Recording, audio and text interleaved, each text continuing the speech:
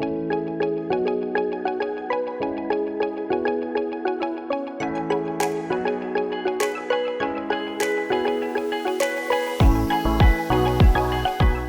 to the Moreno Valley College President's Hour, heard on Spotify, iHeartRadio, and iTunes, and seen on YouTube. This is Riverside Community College District Public Affairs Officer Leslie Vargas, and I welcome you to sit back and enjoy engaging conversations with students, colleagues, and community leaders, all hosted by MVC President Dr. Rudy Besikof. Pull up a chair and join me and Leslie for the President's Hour today for episode number 3. Opportunities at Moreno Valley College. That's our theme for today. And we'll be taking the mystery out of financial aid, welcoming Director Juan Carlos Ponce. Also, did you know that your time at work might actually count as class hours towards your degree or certificate? Arlene Serrato is our guru about all things college credit. We'll learn more from her.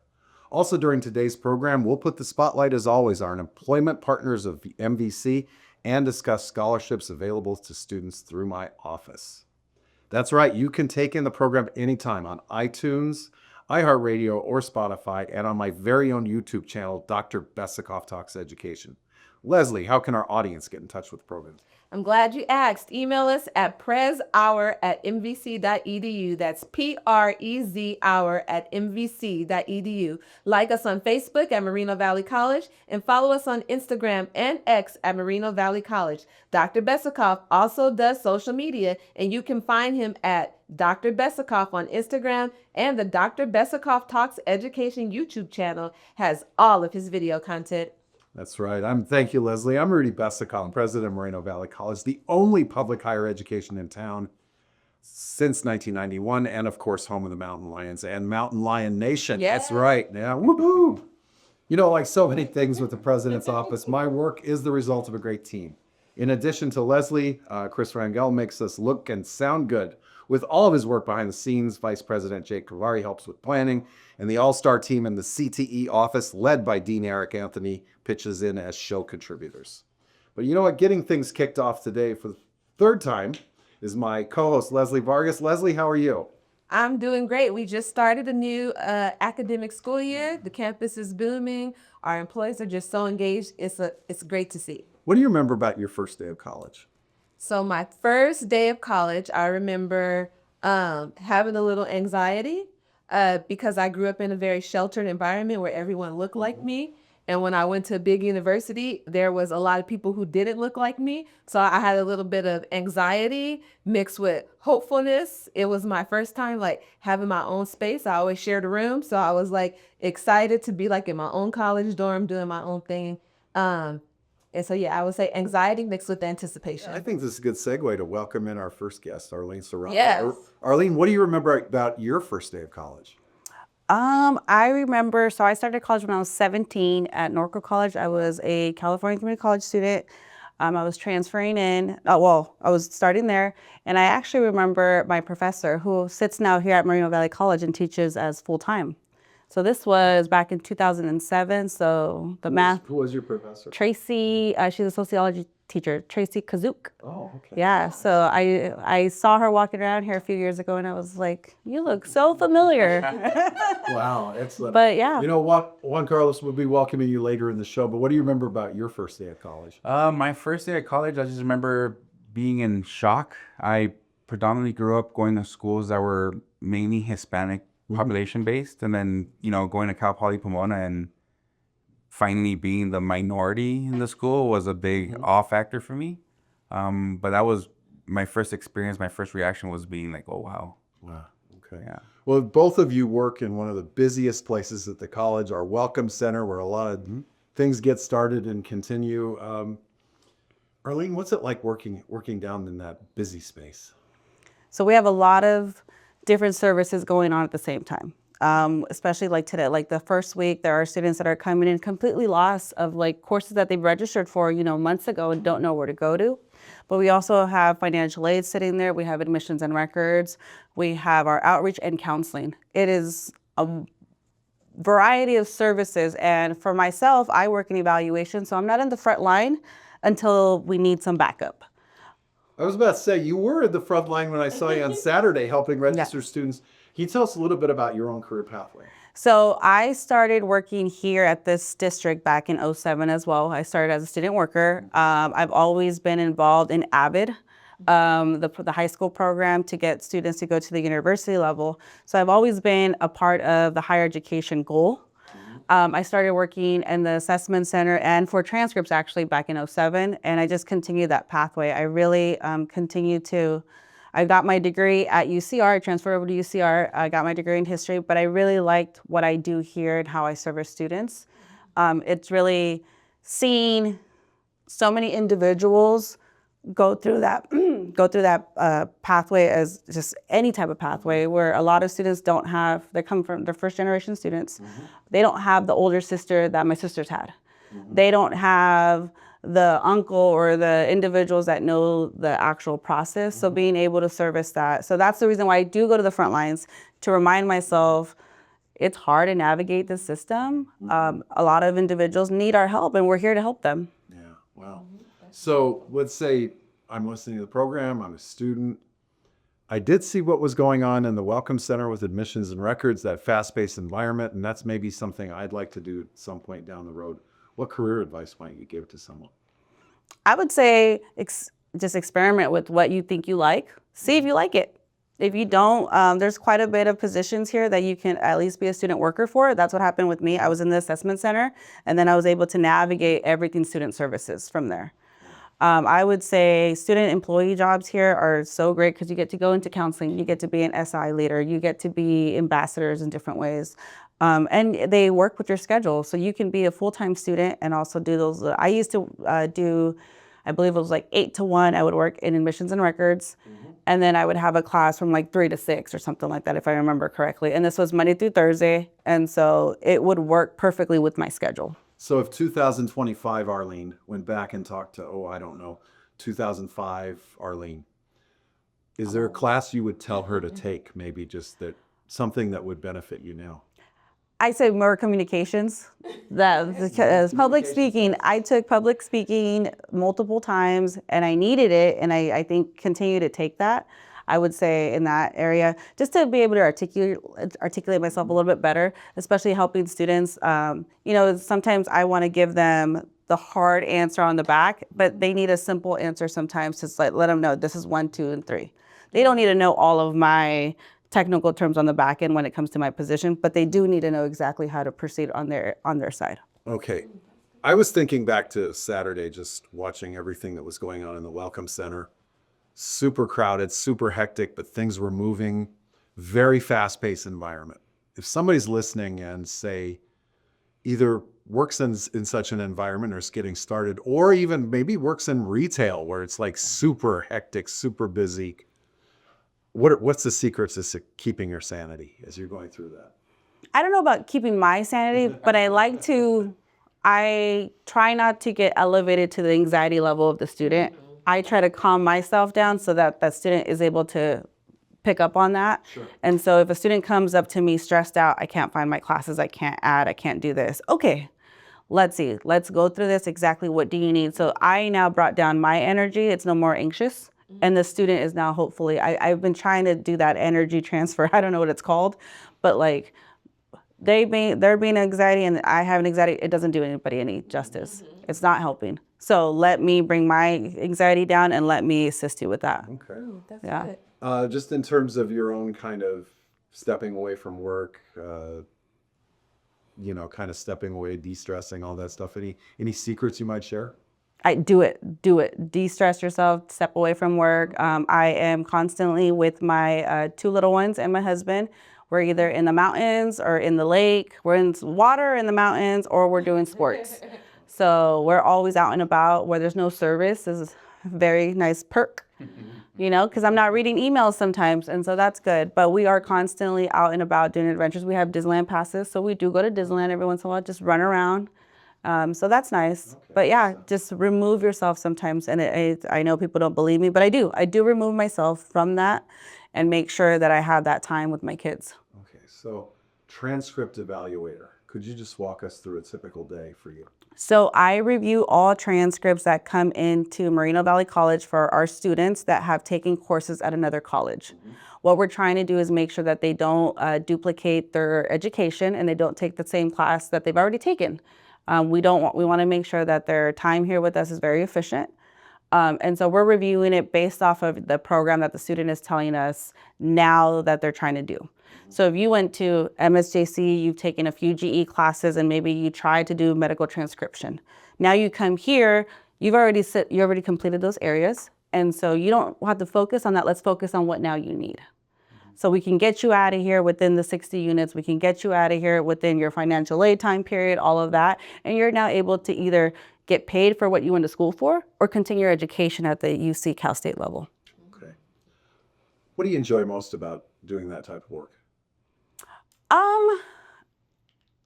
I think I want to say everything, but that's not obviously not everything. But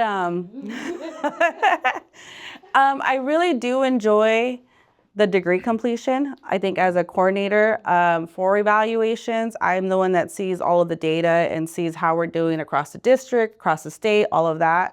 And so I want to see a final stamp on the student's academic journey. I graduate students also. So at my end, if I'm watching the transcripts get evaluated, and now we're telling them this is what they need, with the support of counseling, now we can get to the next part of this is your graduation. Because there's so many, in my life, I've had a lot of individuals that haven't completed their higher education degree. And so just watching all of these students, we're going through a list of students, half of them, are in my Hernandez's, Rodriguez's, the people that I was, grew up with as much as for most of my childhood. So I'm like, oh, that's someone's cousin. That's someone's prima, Okay. All of that. So it's great to see, especially that our demographics here is very Hispanic, minority, majority. So on the flip side, what's the most challenging about it? What's the most difficult? When we have to tell the student that they're not yet done, even though they might have been in the impression that they thought they were done, that's one of the hardest part. But we're working with the student now, hey, you just need this class, or you can do a reverse transfer, any of that. You can go to UCR, Cal State, finish that class, bring it back to me. Bring me back your transcript and I will close out this degree for you. So we're navigating that hardship for those students and trying to see, okay, I know you thought you were done, but here's how we can help you. We have summer and winter terms. Some schools don't have that. You can still come in during the summer, take a 6-week, 8-week class, all of that, and to complete that program pattern. So are you also the one who is responsible for some students that say, hey, I was taking this major, but now all of a sudden I got this one too, because you realized they qualified for this other major as well? Yes, so we do auto awarding here. So we do look at the students' programs. We don't try to navigate that as much as possible because the curriculum is completely different sometimes, but there are some programs that are very similar. So if a student has a degree in communications, they might have a degree in humanities because communications is under the humanities area. So we do look at that as well. It's more of, it depends on the counselor sometimes that they see, because some of the counselors are used to promoting, you can have these 2 degrees and stuff like that. But for the most part, we're really trying to navigate, you have an ADT pathway. Those ADT pathways are they have specific coursework, so you don't always have 2 different degrees. But for the students that do, we will process that. You know what, Leslie, it's the perfect time to remind our audience they are tuned in to the President's Hour, heard on Spotify, iHeartRadio, and iTunes, also seen on YouTube. Auto Award, what's that? So the name's a little tricky, but it is a institutionalized initiated of the completion of a degree. What we've learned is that sometimes students don't apply for graduation and we're not able to capture that on their transcript, and we're not able to capture that for the college to get that completion as well. So what we've been doing is navigating our systems, so colleague, and seeing how we're able to look for students who have completed programs but never applied for us.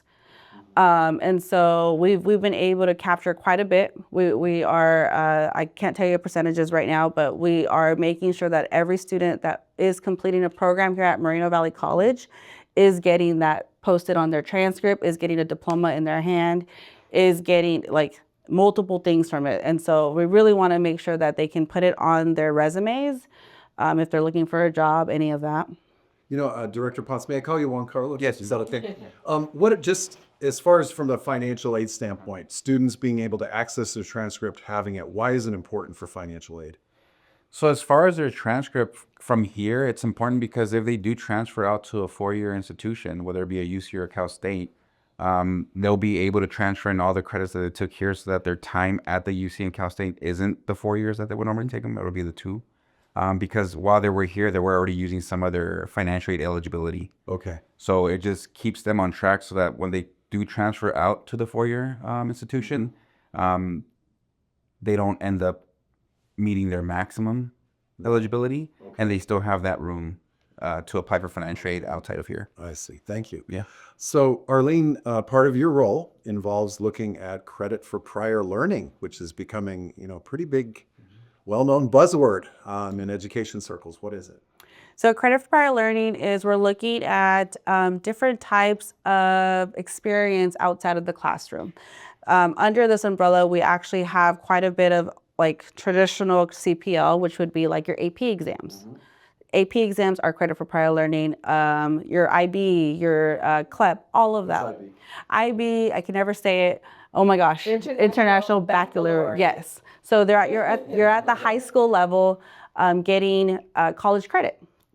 And so those are your traditional ones. What we've been doing now, CPL through the MAP initiative, it started here at RCCD within our district, is we're looking at different ways of individuals who have experience in different areas, different past lives, all of that.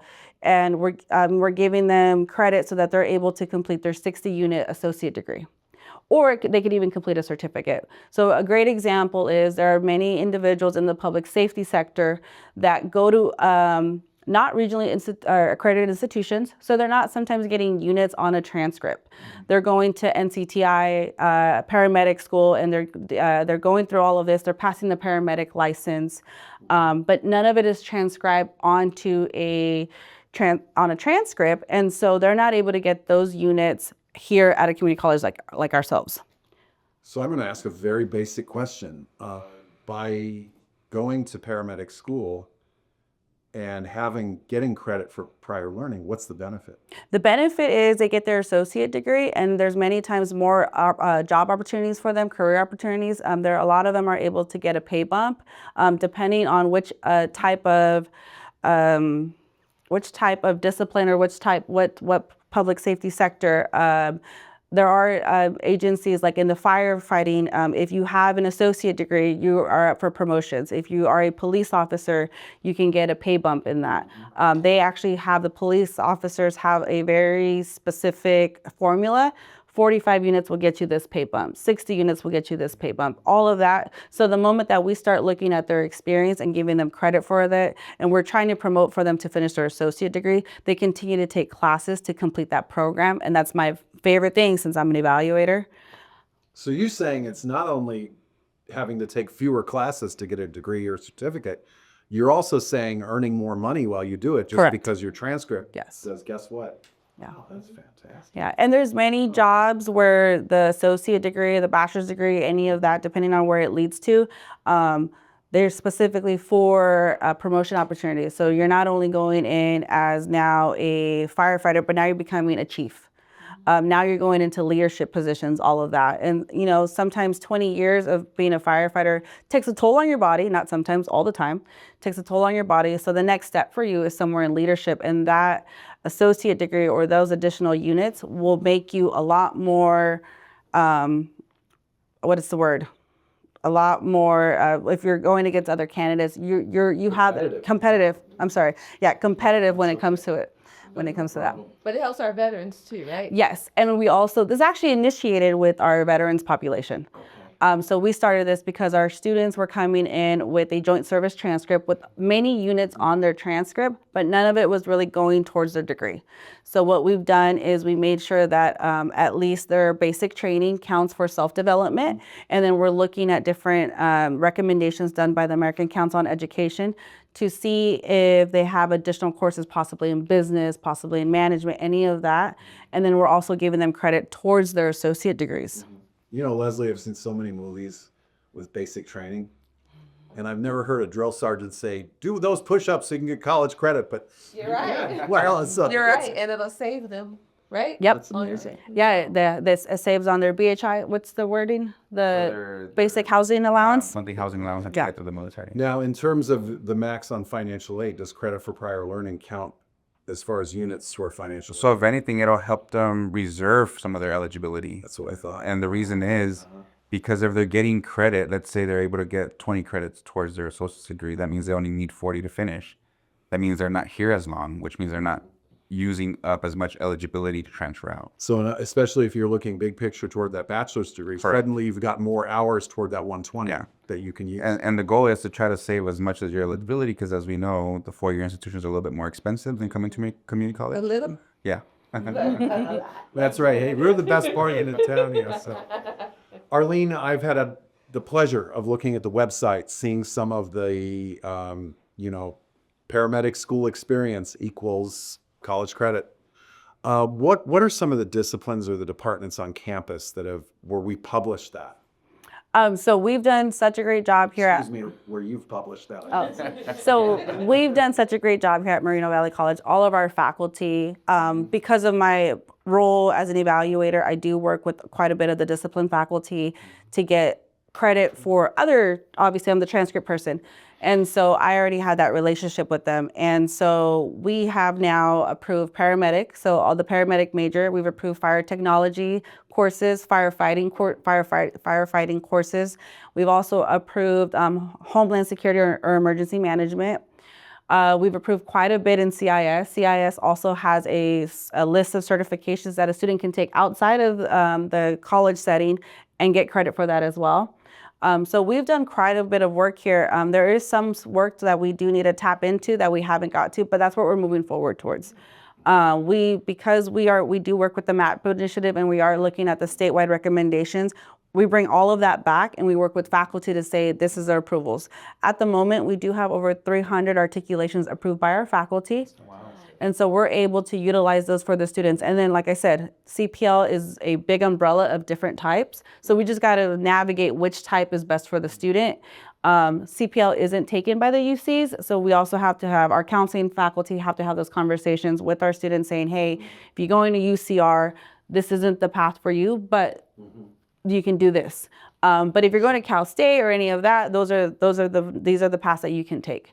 But many of our students wouldn't be students that would be sitting here with us. So we're bringing them in. We're bringing in all these students that wouldn't have taken a general education class with us. Hey, we have already given you a part of your major. You take these additional 6 to 7 classes, you'll have an associate degree. So in terms of what we can look forward to seeing on the website, like I said, I think accounting's one that I saw, Yes. emergency services. What are some that are ahead that are coming soon? We're including more CIS. We have quite a bit of CIS coming through. Yeah, computer information. We are now looking at, there's more business courses out there as well that we're looking at. We've already done some district-wide approvals, very, very unique to specific populations. You can be a manager at McDonald's, be a manager at Disneyland, and you'll get credit for a certain class that we have.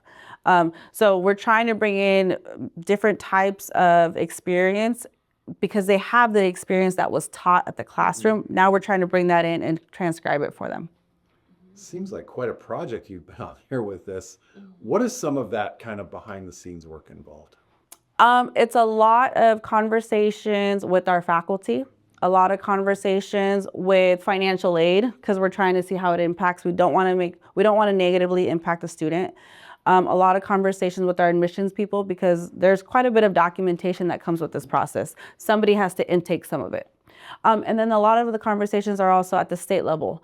We work with the MAP initiative and they're hearing us out and we were saying, hey, we need a data intake process. We need a data intake technology. They're creating that for us. So I no longer have a stack of emails that have been, somewhere lost in there. I have now a platform that I can put all of this. So whenever my president asks me, hey, how many articulations has Moreno Valley done? I can pull that within hopefully minutes. And so that actual technology has been helping us document quite a bit of our successes. What's needed now for this to go to the next level? I think more marketing of it. Now that we've created a foundation of it, now we need to go out there and like tell every paramedic that doesn't have an associate degree, come to us, come to Moreno Valley College.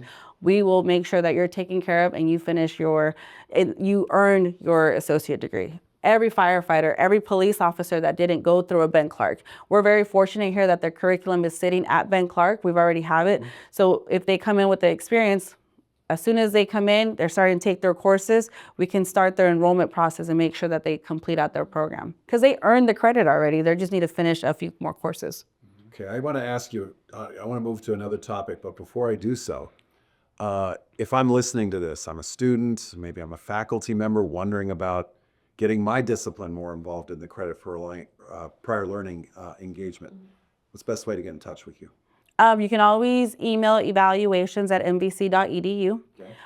For the students, we do have a landing page that you can go on and you can submit all of your documentation on there, and you'll get a response saying that we've received it, and then you'll also get we communicate it back to you. For the discipline, you can contact me directly, and I can make sure that we're looking at everything, because the faculty discipline are going to tell me what documentation. It's all faculty driven.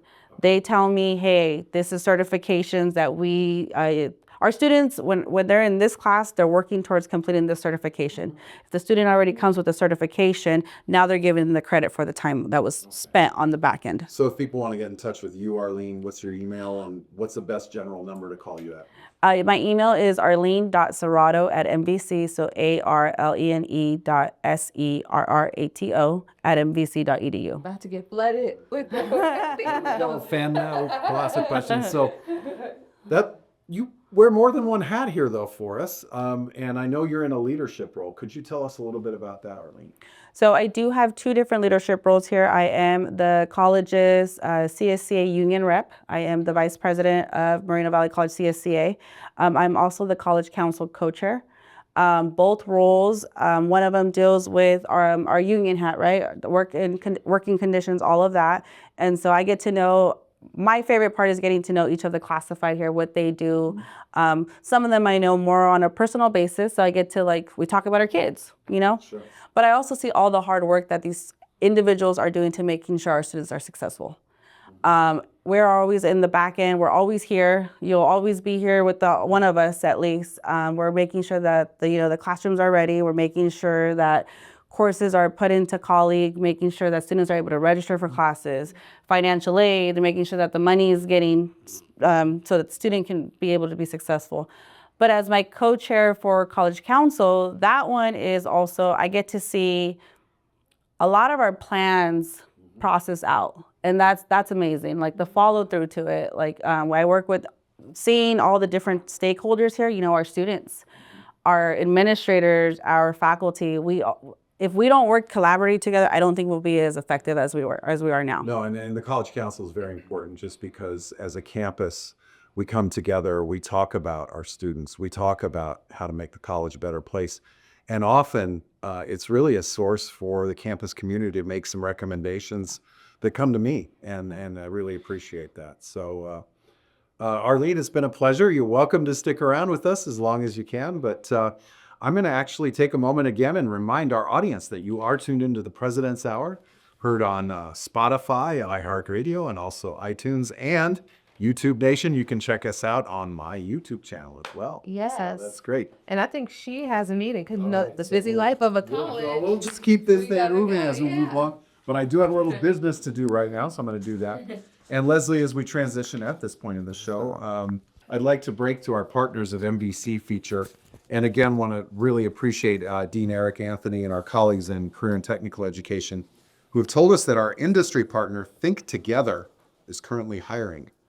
Think Together is a statewide organization that supports over 180,000 students annually in California by partnering with K-12 districts, charter schools, and other entities to extend the school day and provide students with nationally recognized expanded learning opportunities that prepare students for college and career. They also provide early learning programs, school improvement initiatives, and staffing. So Think Together is currently hiring multiple roles, including an older youth leader. This position is part-time and focuses on supporting high school students through academic assistance, mentorship, and enrichment activities. And there are other positions like program leader and sports program leader that are available throughout Riverside, Paris, and Moreno Valley. So our thanks to Dean Anthony for that. Yes. I'll also say it as we transition at this point in the show, I'll remind our listeners that Moreno Valley College supports students with scholarships, including one very near and dear to me, which is the MVC President's Excellence Fund. This is for currently enrolled students who may, in the middle of the semester, experience something like, I don't know, a flat tire, stolen books, or something else that just is an obstacle. So if you are a student currently enrolled and experiencing some sort of difficulty, contact my office at 951-571-6060, 6060, and we'll provide more information about this scholarship opportunity. But you know, Leslie, to support students this way, MVC partners with the Riverside Community College District Foundation. And as always, we jointly invite companies, community leaders, members of the public to consider giving to the President's Fund or other scholarships, just to make that incredible donation of support. Of course, with that, we not only provide scholarships, but we also do instructional equipment for students and other resources that, you know, have a lasting impact here at the college. And besides the benefits that come with helping a student, you make a donation, you feel good. I'll also share that charitable gifts to Moreno Valley College are tax deductible and processed through the RCCD Foundation, which is a 501c3 nonprofit organization. If you're interested in donating, visit the foundation website at rccd.edu/community/foundation or email them at foundation@rccd.edu. But you know what, Leslie? Often a gift's a very personal thing, and if people have questions, they're more than welcome to email me directly at rudy.besikof, BESIKOF, @mvc.edu. And as a final message, I'd just like to reach out to our employees and share that, you know, monthly payroll deduction is also a way that you can help students without thinking about it, and just you do it and it's done. And you know what? For the price of a Starbucks coffee, just a cup of coffee, if you do that, 4 cups of coffee, make that in other words, a cup of coffee a week for your donation, and do that for a year. You know, believe it or not, if you add that up, we were talking about this today. Not only could it be two classes worth of tuition, it actually could be a Chromebook that we end up buying a student. You know, that's Helping amazing. with technology, yes. So we can do all those things. And you know, I think since we're talking about money and finances and things, what better guest to welcome to our program is our director, Juan Carlos Ponce. Juan, what's been going on with you this week? I know it's kind of hectic time. Yeah, we've been pretty busy getting ready for the start of the semester for fall. Today actually is, you know, Thursday of the first week of school, and it's the first disbursement for students. Mm-hmm. So as we were just gearing up all of last week, making sure we, you know, package as many students as we can, so that when we run our process to pick up student payments, we pick up as many students as we can, so that they have the money that they need for transportation purposes or books or whatever it is that they need to be successful for the fall semester. Oh, so you're saying it's not just paying a tuition; it's actual money that goes directly to students. Yeah. Most of our students qualify for the fee waiver, which helps pay for the cost of the tuition for all the units that they're taking. But a good portion of our students also qualify for grant aid, which is money that goes directly in their pockets that they can use for anything that's educational related, whether it be paying, you know, their rent, their mortgage, food. Can you tell us about the interest rate and the repayment schedule for a grant?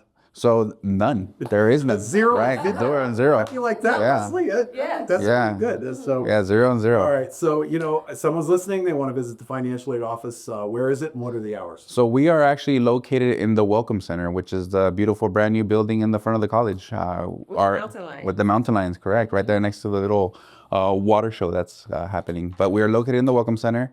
Our hours are Mondays 8 a.m. to 5 p.m., Tuesdays and Wednesdays 8 a.m. to 6 p.m.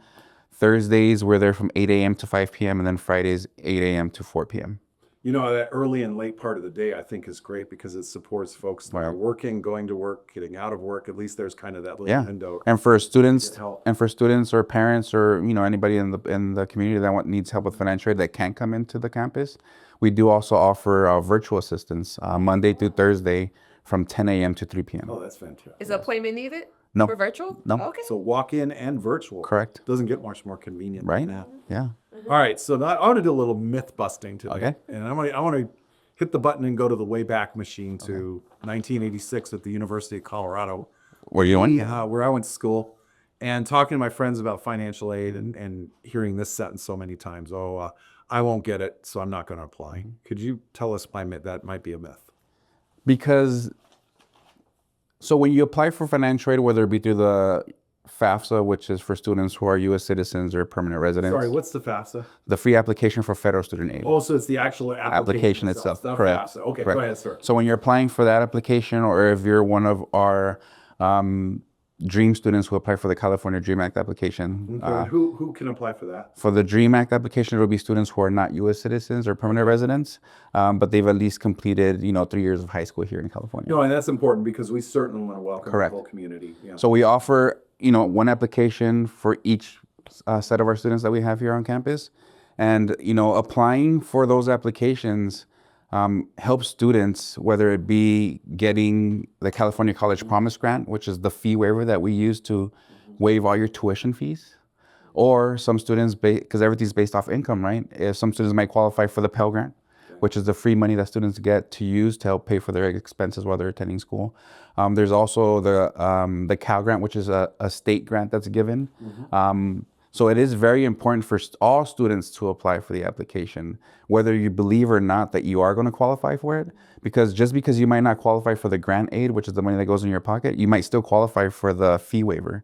So at least you're saving money with your tuition. So essentially, the FAFSA becomes your membership. Correct. So. And there are many times when we get, let's say the state has excess money in there, like during the COVID times when they were giving out COVID relief funds for students. We used students who applied for the application to find the ones that we were going to disperse to. No, and what I loved, Leslie, was during that time when those disbursements went out, those additional disbursements, I was getting emails. Am I allowed to cash this check? Wow, is this real? And it was amazing. So, Yeah, no, it's I miss those dates. highly encouraged for students to apply. okay, so let's see if we could go after another myth. FAFSA, it must be at least 2 inches thick, full of papers, and just must be a terribly complicated form to fill out. Honestly, they actually changed the application last year where it's a lot easier now. Back in my time when I went to college, it was a paper application. Okay. So you did have to fill it out by hand. But now everything's, online. You can do it from your phone. You don't even need a computer anymore. Right? You can do it on your phone. Stories about a possible blood sample for Yes. No, it was. Right? It was. You needed to print out the application, fill it out by hand. You mail it in and wait for the mail to get it, and then they process it. But now, if a student fills out their FAFSA today, it'll be in our system within 2 days. Do they need their parents to fill out anything? So there are some students that need their parent information. So when you're applying for financial aid, you're going to get a series of dependency questions that you answer, and basically the questions. That the students, how they answer the question will determine if a student requires parent information or not. Okay. Big segue here. You're right. And I know lots of families who worry that they make just a little too much money to qualify for a certain aid, but not enough, right, to pay for college or maybe pay for it comfortably. So what options or resources are available maybe to a family that might be in that situation? So it's always great to submit the FAFSA. One thing that it's good to know is when you're submitting the FAFSA, the way it's done is we're going off of 2 years prior tax information. So the current FAFSA that we're working on now for this school year is the 2025-26 application, which goes off of the 2023 tax information. So it could be that your parents maybe did make an income where you're not qualifying for grant aid, but something might have happened, income changed, loss of a job, or somebody now is staying home and they're going to school, so there's only one parent working. We can always reevaluate the income using current tax information, which would be the 2024 taxes, and do a reevaluation on the FAFSA to see if we use current information as opposed to 2 years ago, does that make a difference for the student? And maybe now they'll qualify for it. And it doesn't hurt. It doesn't hurt. It doesn't hurt Correct. the credit. It doesn't hurt anything. Okay. Oh, well, we're busting a bunch of. Yeah. And another myth is, nowadays there's a lot of scams out there. The application is called the free application for federal student aid. So no one should ever charge you to fill out the application. Application fee. Nope. And then if you come to our office, we offer workshops where we assist students for the application, and we can help you at the counter if need be. But yeah, the application is free. No one should ever charge you for it. How does work study work? So work study goes through our student employment program. So there's two different types of student employees here on campus. We have the students that qualify for federal work study, which is for those students who applied through the FAFSA. They have the need and they can use federal funding to pay for, their wages. And then we have students who are through department funded wages. But essentially what that is it's student working positions here on campus that different departments, whether it be counseling, tutoring, at the Welcome Center and financial aid and outreach, we're always looking to hire students as student ambassadors to help us promote services on the campus level. And essentially it's a student worker here on campus that we work with your student schedule. So we understand mainly school is first and your hours revolve around your class schedule. Leslie, when we had our Super Saturday registration event this past week, at the kiosk, a number of those student employees were welcoming future students, and to have them kind of make that first impression, there were a number of times just kind of shuttling people in and out. I could see that those individuals went a long way in making our campus feel welcoming and kind of even showing that sense of empathy, quite frankly. I think it's something good. That's beautiful. Yeah, no, and they're actually, a lot of the information that's given out to students is word of mouth. So they themselves talk to each other and, did you know I did my financial aid and I was able to get this? And then, the rumor spreads. And So the work study student, they might get awarded, let's say $1,000, $2,000 on their financial aid. They don't just get that money. They got to find a job to receive Correct. that portion of their aid. But the college helps with placement. Correct. In your work study. Okay. And, the student employment office is right next to the financial aid office in the Welcome Center. So I heard puts them on a career path early. Correct. Like it? Correct. So who would be the best person to contact in the student employment office? So student employment would be Michaela Murphy. Okay. She's our student employment coordinator. Okay. So she's the one that handles all of our application process and getting them essentially onboarded into the college. Excellent. Wow. Yeah. So we were talking about this earlier, fast and furious, kind of the pace down there and everything. But what you've been sharing is that this is an opportunity where you could work in an area where you're helping students get aid. What would be some advice if somebody's kicking the tires on something like that? My advice would be, one, always fill out your application. And two, always ask questions. Right. Because the common misconception is always, well, in high school, they helped me do the application. Now I'm here in school. I didn't receive anything, so I'm assuming I don't qualify. When the case may be that they do qualify, it's just that when they applied to the college, they didn't add their social in the system. So there's no way for the FAFSA to link to their account. So we're not able to communicate with them that they are eligible. Or it could be that maybe they missed an email and we're just asking them to submit additional documentation, right? So they're not getting aid because they just need a little bit more information to submit. So the common misconception, what I would advise is if you fill out your application and you're not getting anything, ask. Always come to our office and ask, because we'll be able to tell you if you're not eligible because you're not eligible or you're not eligible because you're missing some documentation that we might need just to complete your file. Okay. Yeah. So what if you actually want to work in a financial aid office? What advice would you give? What would it to kind of get qualified to do something like that? Yeah. So working in financial aid is one of those niche employment opportunities, only because there's no real degree you can take that'll get you there. Me, myself, I was a student worker in the financial aid office. That's how I got introduced in the area. And then, when I was looking for jobs, I saw a job in financial aid. I applied and look at here. Now I'm here, right?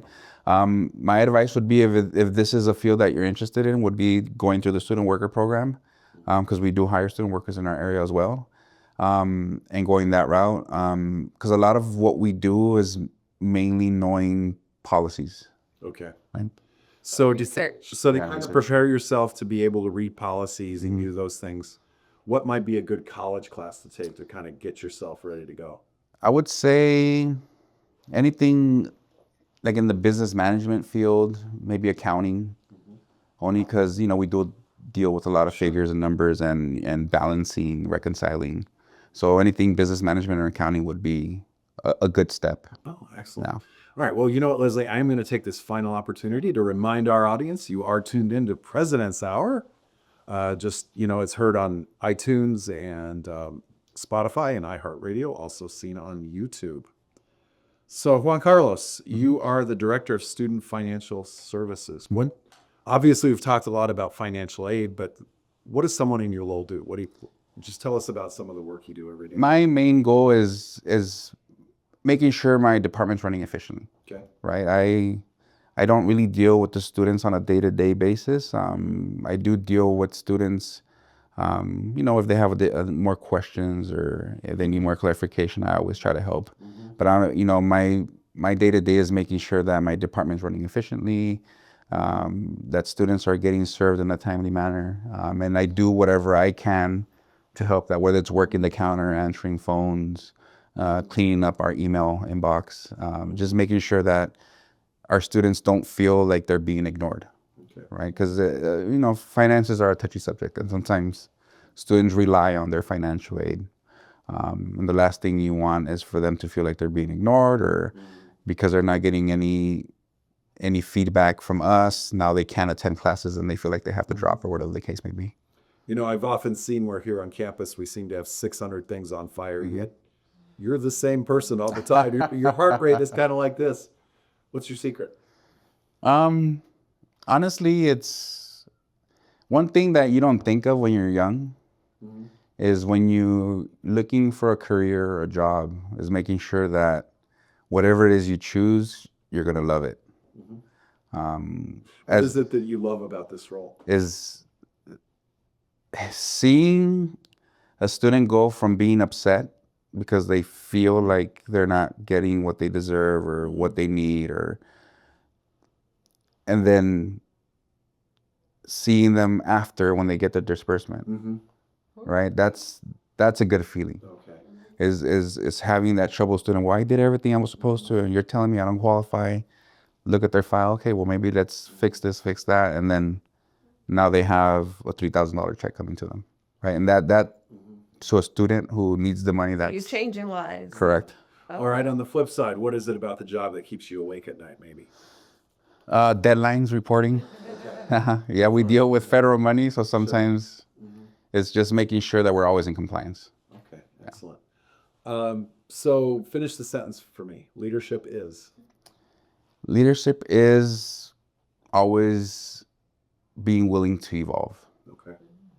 There's always changes, whether it be through the financial aid application, whether it be through the student population that comes to our school. There's something's always changing, and we have to be able to adapt to those changes. We can't be set in the ways of yesteryear, because that's how we learned how to do it, and that's how it's always worked. We have to be able to adapt and understand that things happen, and we have to change our. More and more I hear about process and project management, and clearly that's something your leadership is hip deep in. Right. So if someone is kind of thinking about getting into leadership, especially in an area such as financial aid, and getting those skills to really handle project management, task management, looking at processes, what would you tell them? I would say, willing to adapt, and just let your work ethic speak for itself. Right? I mean, like I tell my staff, I would never ask them to do something that I wouldn't do. So, lead by example, and that goes a long way when it comes to maintaining a department that's willing to work and go the extra mile. You're a Leonidas. Yeah. Yeah. I like that. Okay. I know a few weeks ago we got together and talked about leadership kind of as a team. What did you learn about your leadership style? It's funny because, one of the questions you asked was, who shaped you as a leader, and what did you learn from somebody that got you to be how you are now and do your, as a leader. And I feel like I was the only one that it was a negative experience that made me who I am as a leader. Okay. I had a supervisor, a boss that, why I tell myself I'm gonna do opposite of what she did, and it will make my staff happy. And that's essentially how I learned to be essentially a good leader, I hope. Oh, wow. Yeah. What would be a good kind of before becoming a director? What would be a good experience you would advise somebody to take on to see if they're ready? It's funny because you don't really learn how to manage people, right? You're always working. You always have a supervisor.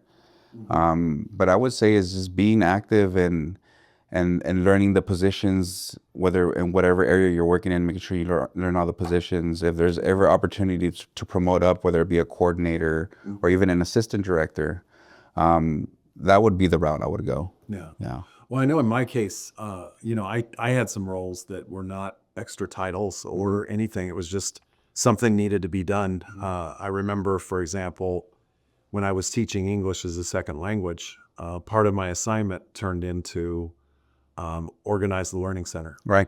and do that. And there was no title with that. Yeah. But you take on those extra things and you kind of learn. And sometimes it's not even something you either get blamed or Right. take the credit for, but you do it. You do it. And then a good example, like Arlene was mentioning, she's part of College Council. Right. Being part of groups like that will help you shape yourself into management. Okay, excellent. All right, well, just to close out our conversation today, Juan Carlos, if people have questions about financial aid or want to get in touch with either the office, how do they do that? So you can either email us at studentfinancialservices@mvc.edu.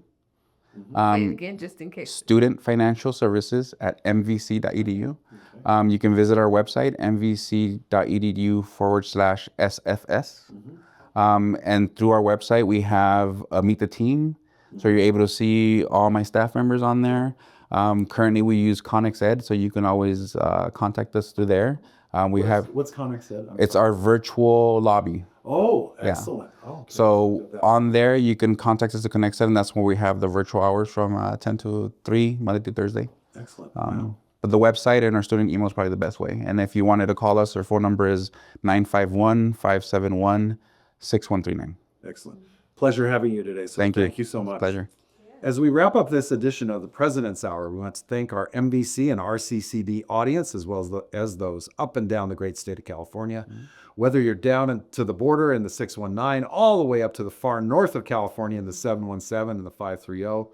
Thank you, as always, to LinkedIn Nation, and of course to our audience right here in the 951, tuning in today from Paris, Rancho Las Perras, Nuevo, Good Hope, Lakeview Hot Springs, Mead Valley, Mission Grove, Orange Crest, Sedona, Woodcrest, El Casco, Paso del Lago, Moreno Knolls, Moreno Beach, and of course those right here at the campus at Moreno Valley College. And as we close up shop at the President's Hour and try to dodge all the traffic on LaSalle before we get on to maybe the 215, the 60, the 10, or the 91, Leslie, take us home. Well, thank you for tuning in to MVC President's Hour, hosted by Dr. Rudy Besikof. This is co-host Leslie Vargas, and if you have a suggestion for a future show, please email us at prezhour@mvc.edu.